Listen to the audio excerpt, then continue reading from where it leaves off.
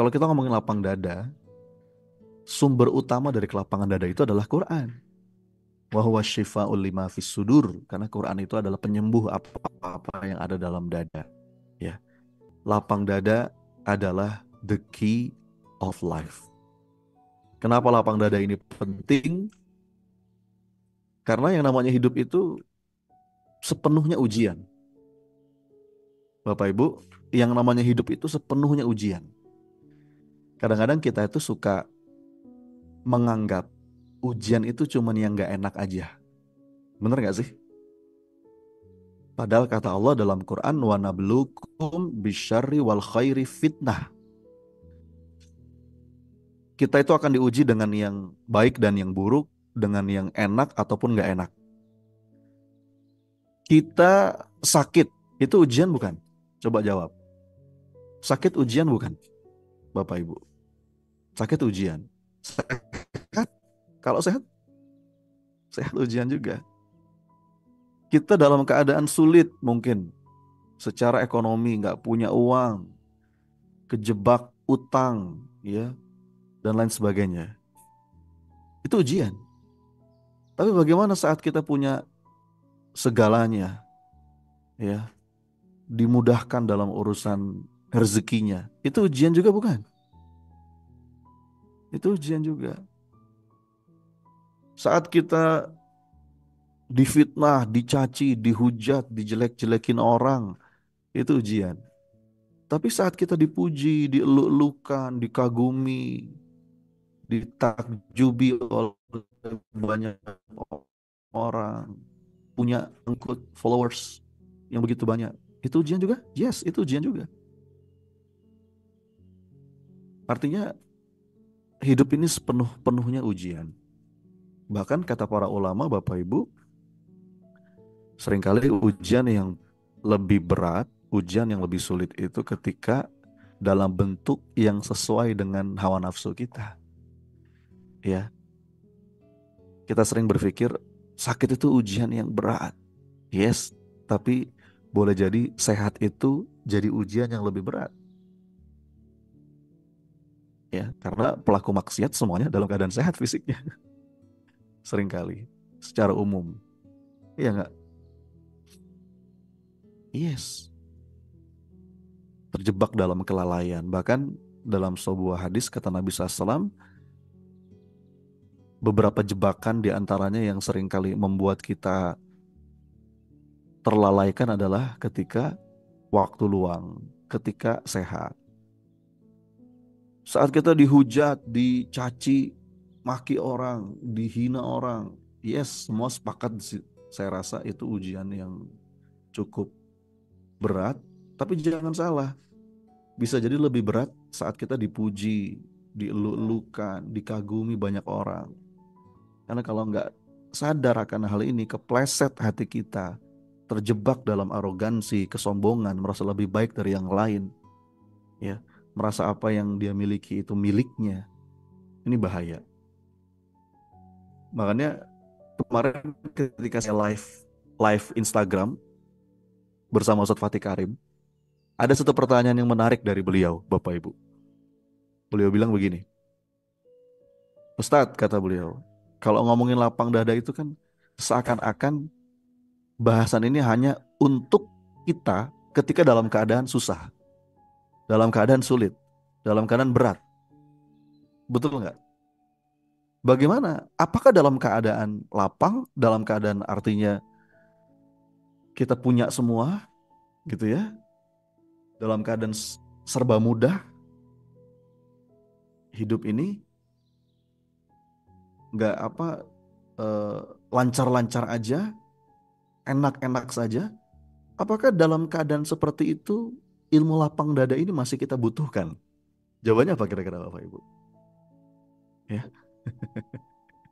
ini pertanyaan menarik ya. Jawabannya tentu karena tadi dalam apa setiap keadaan itu sepenuhnya ujian.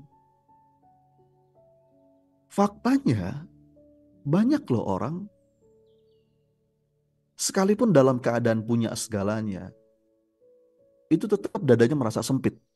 Kenapa kira-kira? Karena dia kejebak pada rasa memiliki. Akhirnya dia takut kehilangan. Takut kehilangan apa yang dia rasa itu miliknya. Padahal kan pada hakikatnya kita nggak pernah memiliki apapun. Allah itu nggak pernah ngasih kita hak milik. Allah hanya memberikan kita hak guna pakai. Orang yang merasa takut kehilangan hanyalah orang yang merasa memiliki. Dia melekat dengan apa yang dia miliki. Jadi artinya faktanya banyak juga orang yang sekalipun dia sudah punya segalanya, dia tetap merasakan kehampaan dalam dirinya. Dia tetap banyak takut, banyak cemas, yang akhirnya dengan itu sempit dadanya. Jadi lapang dada ini dibutuhkan dalam setiap keadaan, gitu ya. Dan di kesempatan yang lalu juga sudah pernah saya sampaikan, pada hakikatnya perjalanan menumbuhkan kelapangan dada adalah perjalanan menaikkan level kesadaran. Ya, saya sering ngebahas tentang ini menggunakan frame level of consciousness-nya David Hawkins, gitu. Karena kalau kita kalau kita lihat dari istilahnya dalam bahasa Arab itu kan lapang dada syarhus sadar. Makanya doanya Nabi Musa itu Rabbi syrahli sadri. Dada itu ternyata apa bahasa Arabnya sodrun, sodrok, sodr. Dan ternyata kata sodr ini diserap ke dalam bahasa Indonesia dengan istilah menjadi kata sadar. Jadi ternyata sadar itu, sadar, teman-teman tahu sadar? Sadar itu serapan dari bahasa Arab, sodr yang maknanya itu dada, gitu loh. Artinya tingkat kesadaran kita itu akan berefek pada lapang atau sempitnya dada kita. Makanya saya senang banget ngebahas level of consciousness ini. Ya, ini adalah tingkatan kesadaran manusia yang di apa dikaji oleh seseorang namanya David Hawkins. Semakin rendah tingkat kesadaran kita, makin sempit dada kita. Tapi semakin tinggi tingkat kesadaran kita, maka semakin besar energi positifnya dan semakin lapang dada kita. Ya, kalau kita masih dominan berada di level bawah, jiwa kita masih dipenuhi dengan rasa rendah diri, merasa nggak berharga, shame, rasa bersalah yang mengantarkan kita pada putus asa, duka, kesedihan yang terlalu dalam, rasa takut yang menyesakkan. Akhirnya sempit dada kita, bahkan what we experience, apa yang akan kita rasa, kita akhirnya nggak bergerak, in action, mager. Bapak Ibu, normalnya orang pada umumnya, kalau kita lagi sedih, kalau kita sedang kejebak dalam keputusasaan, rasa bersalah, kan malas bergerak, bener nggak sih? Mager, energinya rendah. Makanya kata para ulama, setan itu seneng sama orang-orang yang sedih. Karena orang itu ketika sedih, energinya rendah dan lebih mudah dibisikkan, dikasih bisikan-bisikan yang itu cenderung mengarahkan pada kemudorotan. Nanti lebih tinggi lagi nih, ada nih level berikutnya. Ini masih sempit dadanya. Ketika kita kejebak dalam level desire. Desire tuh hasrat, nafsu. Ngejar sesuatu itu dorongannya pakai nafsu.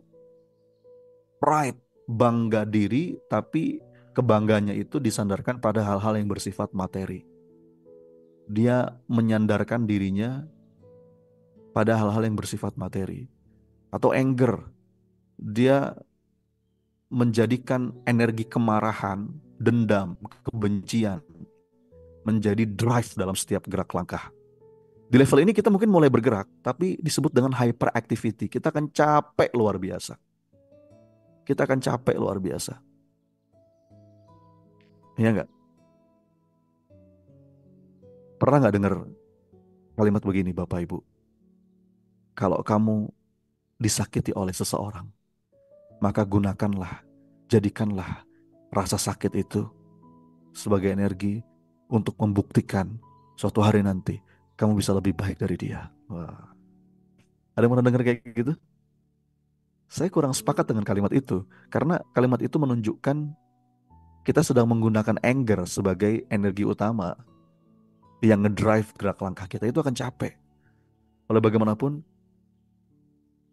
energi kemaafan itu punya kekuatan yang lebih besar dan membuat kita lebih nyaman, membuat kita lebih powerful dalam setiap gerak langkah ikhtiar kita dibandingkan kita kejebak dalam energi anger. Makin ke atas nih makin bagus energinya dan makin lapang dadanya. Mulai masuk ke titik courage. Courage itu keberanian, take responsibility. Kalau orang sudah ada di titik courage ini, Bapak Ibu, dia nggak lagi kejebak dalam mental victim atau victim mentality. Orang yang kejebak dalam victim mentality, dia itu dalam setiap urusan-urusan hidupnya masih suka nyalahin pihak lain dan orang lain. Ini gara-gara dia, gara-gara dia, gara-gara dia. Tapi kalau orang sudah berada di titik courage, dia berani mengakui salah dan dosanya. Bahwa dalam setiap keadaan yang dialami pasti ada faktor dari dirinya juga. Sebagaimana doanya Nabi Adam, Rabbana zalamna anfusana. Doanya Nabi Yunus, Subhanaka inni kuntu minadh dhalimin. Di titik itu dada mulai lapang. Mulai muncul yang namanya willingness, kemauan ya untuk berbenah menuju ke arah yang lebih baik. Ya, mulai muncul ridho, acceptance, mulai menemukan alasan dari gerak langkah hidupnya. Dia mulai bisa menikmati dengan sepenuh cinta aktivitasnya, menemukan kedamaian sampai puncaknya. Nah, David Hawkins menyebutkan puncak kesadaran seorang manusia itu disebut dengan enlightenment atau pencerahan jiwa. Jiwa yang tercerahkan, sebagaimana judul kita pagi hari ini. Maka pada hakikatnya pengalaman-pengalaman hidup, pembelajaran-pembelajaran yang kita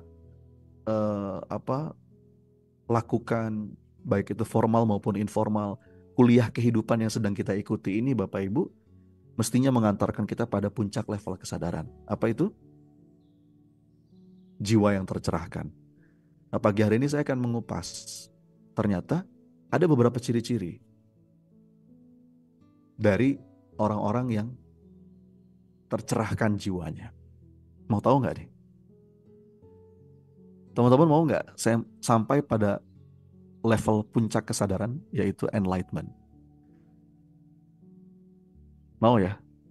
Nah, untuk sampai ke sana kita perlu mengetahui dulu apa ciri-ciri orang yang sudah sampai pada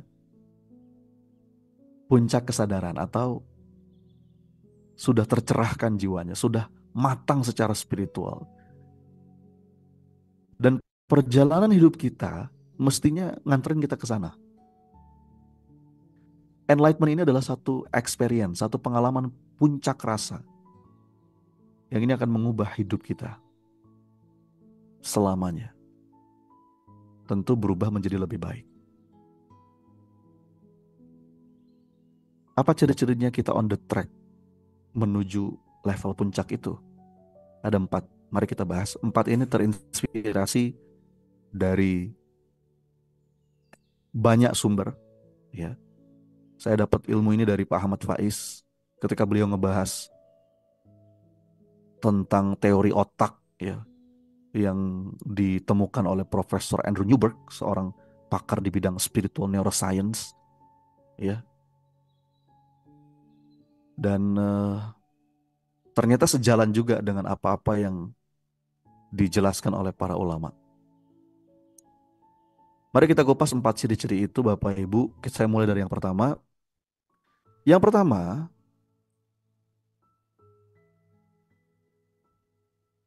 menurut para pakar, menurut para ahli, orang yang sudah sampai pada puncak kesadaran, orang-orang yang tercerahkan jiwanya, dia memiliki ciri pertama, mudah menemukan yang namanya sense of intensity. Sense of intensity itu mudah untuk menemukan rasa yang mendalam. Jadi ketika seseorang itu merasakan pengalaman yang intens, yang sangat emosional, bergetar batinnya. Bapak Ibu pernah nggak ketika berzikir atau ketika tafakur, kemudian kita tenggelam dalam khusyuk, gitu. Entah kenapa kita kok kayak merasakan sensasi emosi yang begitu dalam. Ada yang pernah ngalamin kayak gitu? Atau ketika Anda memandang sesuatu, lihat pemandangan alam, lihat pantai, lihat gunung, Anda kok tiba-tiba merasakan keindahan yang sangat luar biasa. Anda ngalamin istilahnya itu spiritual ecstasy. Ketika suatu hari Anda beribadah kok kayak nikmat. Anda baca Quran tiba-tiba nangis. Anda jadi mudah getar gitu, mudah tersentuh, mudah merasakan keharuan. Ketika nama Allah disebut, ketika dengerin ayat-ayat Quran dibacakan, ketika dengerin nasihat-nasihat dari para guru. Kalau Anda pernah merasakan seperti itu, saya ucapkan selamat. Kenapa? Karena saat itu pintu gerbang pertama menuju enlightenment sudah terbuka. Wajilat qulubuhum. Tiba-tiba hati itu jadi kayak bergetar, mudah bergetar. Ini ciri yang positif. Sampai-sampai kata Imam Al-Ghazali dalam sebuah keterangan, beliau menyebutkan, carilah hatimu setidaknya di tiga tempat kan. Yang pertama saat engkau baca Quran, yang kedua saat engkau bermunajat kepada Allah, dan yang ketiga saat engkau berada di majelis ilmu. Kalau di tiga tempat itu aja kita nggak menemukan hati kita, maka mintalah kepada Allah agar Allah memberimu hati, karena sungguh engkau sudah tidak punya hati. Subhanallah. Jadi Bapak Ibu, ini penting nih. Kalau kita mulai ada gejala-gejala, kenapa ya Ustadz? Kok sekarang saya hati itu susah getar? Kayaknya sholat juga udah nggak ada rasanya. Ibadah ya sekedar ibadah. Kadang-kadang berdoa juga nggak ada feel-nya gitu. Susah meneteskan air mata. Itu bukan bukan hal yang kecil, Bapak Ibu. Itu gejala yang perlu segera kita sadari. Karena boleh jadi ada something wrong. Ya. Ada beberapa hal yang bikin sensitivitas rasa itu kok seakan lama semakin lama seakan semakin pudar. Di antaranya boleh jadi karena dosa kita. Karena kata Nabi, dosa itu seperti nokta hitam yang ada di kolbu kita, makin banyak makin hitam lah kolbu kita itu, makin kebas sampai akhirnya nggak merasakan lagi getaran. Bahkan ketika nama Allah disebut. Jadi ini penting. Orang-orang yang memiliki tingkat kesadaran tinggi dapat merasakan getaran dan kedekatan kehadiran Allah dengan lebih intens. Akhirnya mereka sensitif ketika merespon apapun kejadian, mudah bergetar saat melakukan aktivitas, karena mereka paham semua aktivitas itu adalah ibadah. Kita udah tahu ibadah itu bukan cuma ibadah mahdhah, bukan cuma sholat, bukan cuma puasa, tapi segala aktivitas itu ibadah. Kalau setelan hatinya betul-betul kita niatkan untuk mencari ridhonya Allah, Bapak Ibu nih ikut Zoom ini ibadah. Masak buat suami, nyiapin pakaian anak, ya. Kalau bapak-bapak mungkin berangkat ke kantor, itu sepenuh-penuhnya ibadah. Nah, orang yang punya lagi, saat melakukan segala aktivitas, itu dia mudah merasakan getaran emosional yang kuat. Ada rasa haru di situ. Enjoy, menikmati. Karena dia sedang melakukan sesuatu hambaan. Ya. Ini ciri pertama orang yang tercerahkan. Batinnya itu mudah getar gitu ya. dan sensitif terhadap kebaikan-kebaikan. Ciri kedua, kata para pakar, orang yang on the track menuju pencerahan jiwa, dia akan mudah menemukan feeling of clarity. Apa itu? Dia mudah menemukan hikmah dan kejelasan makna dari sebuah keadaan. Dia mampu melihat hikmah di balik sebuah kejadian di saat mungkin orang lain belum melihat hikmah itu. Jadi mungkin kita pernah merasa, Bapak Ibu, selama bertahun-tahun, ada banyak hal dalam hidup ini yang nggak make sense. Ada banyak hal yang susah dijelaskan. Ada banyak pertanyaan kok yang nggak terjawab.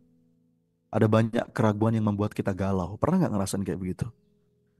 Kita mungkin pernah merasa kok hidup ini kayaknya nggak adil. Kita terus bertanya, apa yang salah dengan saya? Mengapa kok seakan-akan musibah ini terjadi secara beruntun? Itu pertanyaan-pertanyaan itu kalau nggak terjawab bisa memicu krisis spiritual.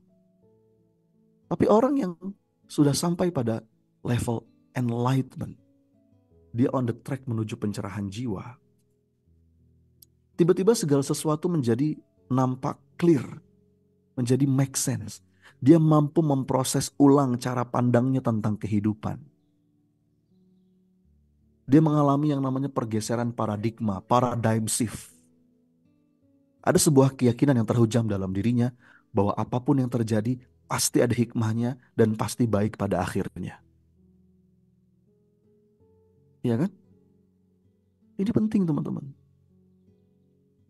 Jadi orang kalau sudah level ini, di saat yang lain itu mengutuk keadaan, tapi orang yang udah di level ini, dia bahkan mampu merangkul, dia mampu berdamai, dia mampu mensyukuri keadaan, bahkan mencintai apapun takdir hidupnya.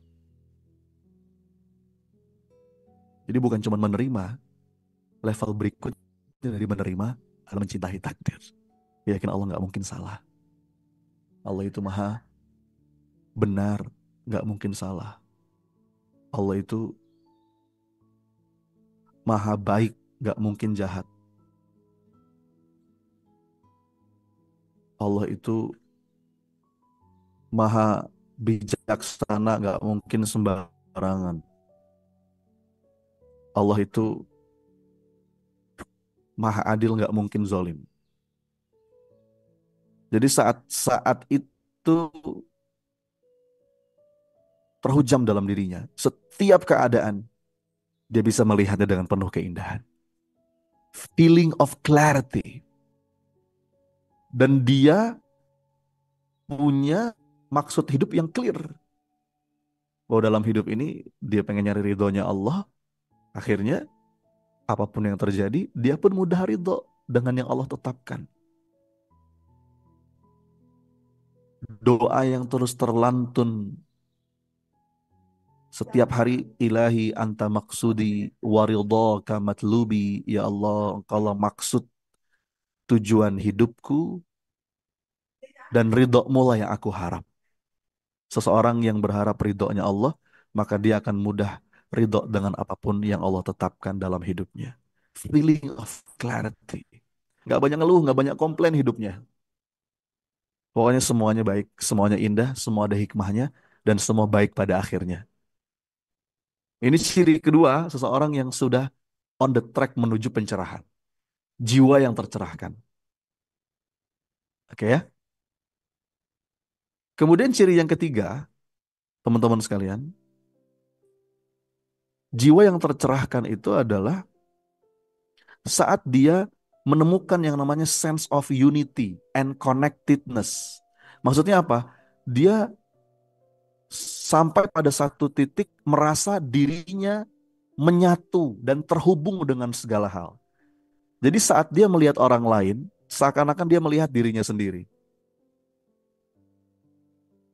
Dia jadi mudah berempati sama orang. Muncul kebaikan hati, muncul kepedulian. Kalau ada orang lain susah, dia ikut merasakan susah. Kalau ada orang lain bahagia, dia ikut merasa bahagia. Jadi dorongan batinnya itu selalu pengen nolong orang terus. Pengen mudahin urusan orang terus. Atau setidaknya kalaupun dia nggak bisa nolong secara fisik, dia mudah memahami, mudah memaklumi dan mendoakan orang. Ada yang pernah ngalamin ini teman-teman? Kalau lihat orang susah tuh kita pengen kayak ikut susah gitu. Itu ciri jiwa yang tercerahkan, ciri hati yang sudah melembut. Bukan tapi dengki. Sebaliknya itu namanya hasad. Hasad itu orang susah kita senang, orang senang kita susah. Tapi kalau orang yang tercerahkan jiwanya, orang senang kita ikut senang, orang susah kita kok rasa susah. Sebagaimana karakter dari Nabi SAW yang sampai Allah puji dalam Quran, laqad ja'akum laqad ja'akum rasulun min anfusikum azizun alaihi ma anittum harisun alaikum bil mu'minina raufur rahim. Rasulullah itu batinnya itu lembut, penyantun, penyayang. Ada orang yang menderita, Rasul ikut menderita. Dan Rasul ingin keselamatan bagi sebanyak mungkin orang. Ini sebuah karakter mental yang semestinya kita serap sebagai umatnya Nabi. Jadi kalau ada orang kita mudah memaklumi, berusaha memahami, nggak gampang menghakimi, nggak gampang menghakimi. Bahkan terhadap terhadap pelaku maksiat pun yang kita benci itu kemaksiatannya, bukan pelaku maksiatnya. Nggak boleh kita membenci pelaku maksiat. Yang kita benci itu kemaksiatannya, karena pelaku maksiat bisa berubah, ya, gitu. Tadi surat At-Taubah ayat terakhir, Bu Bunda Aisyah ya. Quran surat At-Taubah ayat 128 kalau saya nggak salah. Itu karakter Nabi yang sampai Allah puji dalam Quran. Yang mestinya kalau kita mengaku umatnya Rasul, kita serap karakter mental itu. Apalagi saudara-saudara kita di Palestina. Kebangetan. Hari ini Bapak Ibu, naudzubillah, apakah sudah mati hati kita? Sampai-sampai ya mengolok-ngolok penderitaan saudara-saudara kita di Palestina. Ada orang-orang yang jangankan untuk berempati, sekedar peduli aja enggak, Bapak Ibu. Padahal untuk bisa memahami kejadian ini, nggak perlu menjadi seorang muslim, cukup menjadi manusia. Ciri jiwa orang yang tercerahkan, Bapak Ibu, dia punya sense of unity and connectedness. Dia paham betul kalau dia pengen mudah urusannya, maka mudahkan urusan orang lain. Kalau dia pengen lapang urusannya, lapangkan orang lain. Karena dia memahami yang namanya sense of unity dan connectedness ini. Oke ya? Nah, ciri yang keempat, ciri yang terakhir dari jiwa yang tercerahkan itu adalah seseorang yang tercerahkan jiwanya, dia menemukan yang namanya feeling of surrender. Apa itu? Menemukan keberserahan diri yang utuh. Jadi orang yang tercerahkan jiwanya, orang yang matang secara spiritual, dia memahami bahwa dalam hidup ini ada sesuatu yang dalam kendali. Pada bagian itulah kita berikhtiar, tapi juga ada banyak hal yang di luar kendali. Jadi orang yang tercerahkan itu nggak lagi sibuk dan nggak lagi pusing dengan apa-apa yang di luar kendalinya. Kalau kata Syekh Ibn Athaillah Sakandari dalam kitab Al-Hikam, arih nafsaka minat tadbir, fama qama bihi ghairuka anka, la takum bihi li nafsik. Istirahatkan jiwamu, damaikan pikiranmu, tenangkan hatimu untuk sesuatu yang di luar kendalimu karena itu sudah ada yang ngatur. Bapak Ibu, dalam hidup ini ada sesuatu yang perlu kita pikirin. Ya. Tapi ada sesuatu yang nggak perlu kita pikirin, melainkan kita serahkan kepada Allah. Dia paham betul yang namanya peta kendali, dikotomi kendali. Dan ini sebetulnya bukti kematangan spiritual. Contohnya apa? Misalkan, orang yang sudah sampai level ini, dia nggak lagi sibuk ingin mengubah orang lain, tapi dia fokus dan memulai proses itu dengan mengubah dirinya sendiri. Karena dia paham yang dalam kendalinya adalah mengubah diri. Hidayah untuk orang lain, petunjuk untuk orang lain, itu datang dari Allah. Jadi orang yang matang secara spiritual menjadikan dirinya sebagai perhatian pertama dan utama. Oh, saya ini masih lemah, saya ini masih kurang, saya ini masih banyak butuh perbaikan. Ini sebetulnya menunjukkan seseorang itu sudah sampai pada puncak kesadaran dan matang secara spiritual. Karena ada orang yang kerjaannya itu sibuk terus nembak keluar. Orang itu ilmunya kurang, orang itu belum sadar, orang itu masih dunia terus pikirannya, orang itu masih ambisius. Jadi kerjaannya itu menyoroti orang lain terus. Saat seseorang sibuk nembak keluar, sebetulnya itu tanda dia belum dewasa dan belum tercerahkan kesadarannya, belum matang secara spiritual.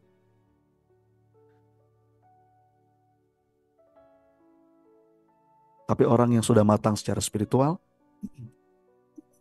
dia paham bahwa segala sesuatu itu perlu dimulai dari dirinya sendiri.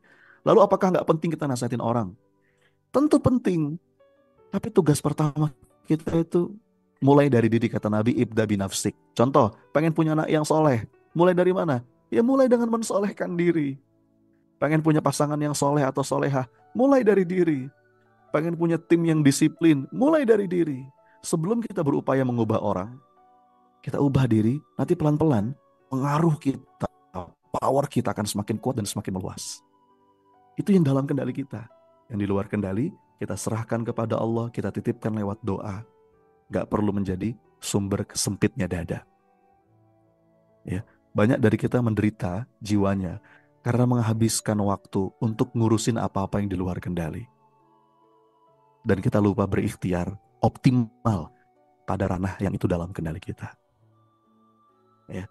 Jadi orang yang tercerahkan jiwanya, Bapak Ibu, dia menemukan feeling of surrender, hidupnya nyaman sekali, dadanya lapang.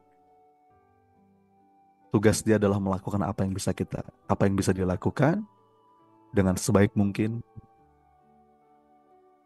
Itulah yang jadi amal soleh, itulah yang Allah ganjar dengan pahala. Sesuatu yang di luar kendali, bagian kita untuk ridho, untuk tawakal, untuk bersyukur, menerima dengan sepenuh cinta. Ya, dengan itu nyaman, batinnya lapang dadanya. Nah, coba kita muhasabah, Bapak Ibu, teman-teman sekalian. 4 ciri ini adakah dalam diri kita?